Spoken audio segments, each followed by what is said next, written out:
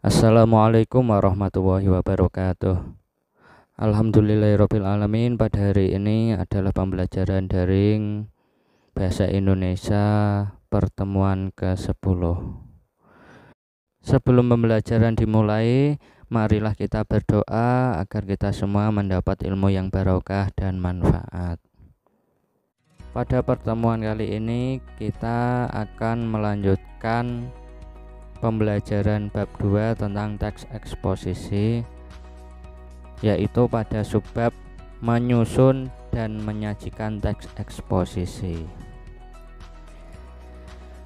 Dalam menyusun dan menyajikan teks eksposisi ini dibagi menjadi 3. Yang pertama, kita harus memperhatikan isi, struktur, dan ciri kebahasaan teks eksposisi yang telah dibahas pada pembelajaran kemarin. Daripada penasaran, marilah kita ulangi lagi tentang isi teks eksposisi. Isi teks eksposisi dibagi menjadi 2. Yang pertama ada gagasan utama dan gagasan penjelas. Selanjutnya yaitu struktur teks eksposisi. Struktur teks eksposisi dibagi menjadi 3. Yang pertama pernyataan pendapat atau disebut tesis, yang kedua argumentasi, dan yang ketiga penegasan ulang pendapat. Selanjutnya yaitu ciri-ciri kebahasaan teks eksposisi. Ciri-ciri kebahasaan teks eksposisi dibagi menjadi 2. Yang pertama pronomina persona dan yang kedua verba persepsi. Untuk lebih detailnya bisa kalian lihat pada pembelajaran sebelumnya, yaitu pembelajaran ke-7, 8, dan 9. Selanjutnya yaitu contoh teks eksposisi.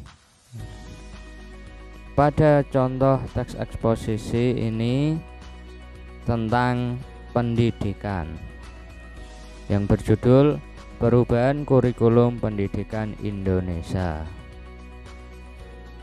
Pada contoh teks eksposisi ini ada 3 komponen. Yang pertama ada tesis, argumentasi, dan penegasan ulang.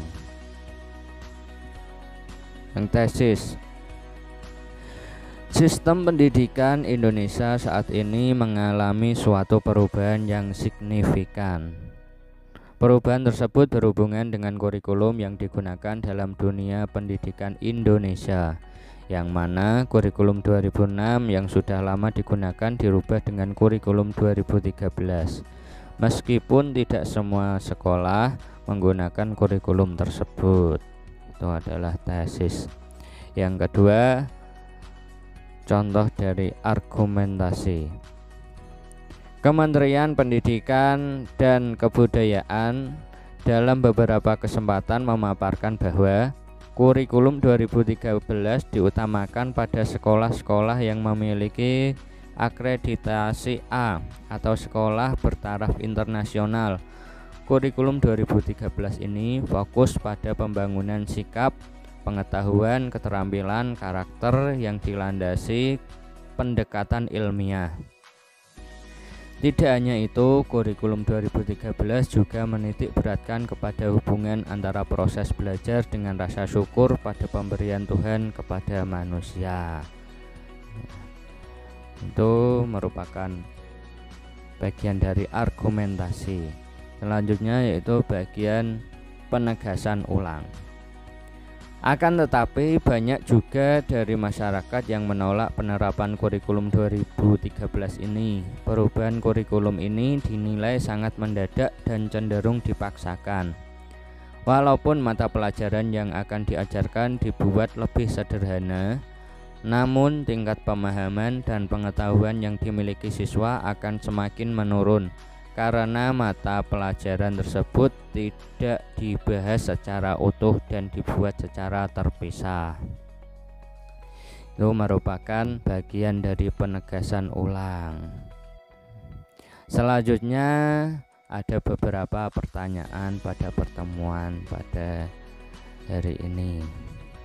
Pertanyaan yang pertama, apa saja langkah-langkah yang harus diperhatikan dalam menyusun sebuah teks eksposisi? Pertanyaan yang kedua, buatlah sebuah teks eksposisi yang bertema apa saja dan ditulis di kertas folio. Jadi kalian membuat sebuah teks eksposisi yang bertema apa saja dan ditulis di kertas folio.